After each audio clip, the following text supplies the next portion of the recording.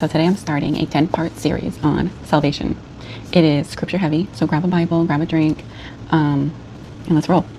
So the way this is set up, we have the main topic for each part, and then what I'm going to do is I'm going to go through what Jesus says about the topic, how the Old Testament supports what Jesus says, and how the New Testament supports what Jesus says.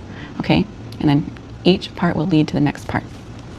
All right, so today we're starting with, why do we need salvation? What happened between mankind and God that made salvation necessary?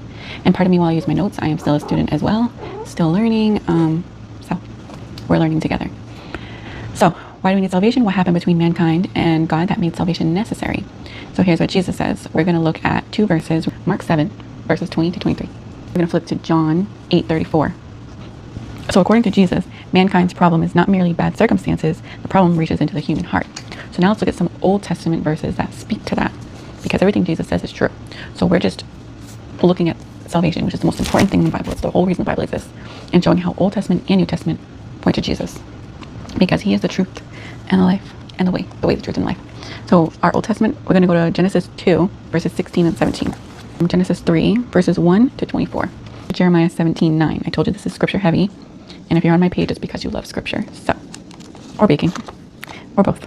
But anyway, the last one for Old Testament is Ecclesiastes 7:20. Go to Romans 3, verses 9 to 12. Because now we're in the New Testament to show how New Testament, after Jesus speaks to the truth he spoke. I'm going to go to Romans 3:23. The last verse for the New Testament is James 1, verses 14 and 15. Okay? The Bible's story of salvation begins in Genesis. God created mankind for a relationship with him. Mankind rebelled. Sin brought separation and death.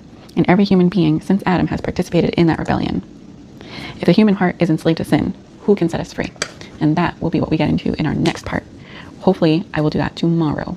I will be recording every day except Thursday, Friday, Saturday. Because Thursdays, I clean for Sabbath. Fridays, I cook for Sabbath. And then Saturday, obviously, we celebrate the Sabbath. And I don't do any work or cleaning or anything like that.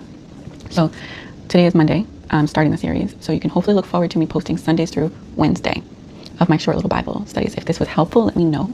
Comment. And I look forward to our next part, because this series is very exciting. So yeah, anyway, thank you for being here, and I will see you soon.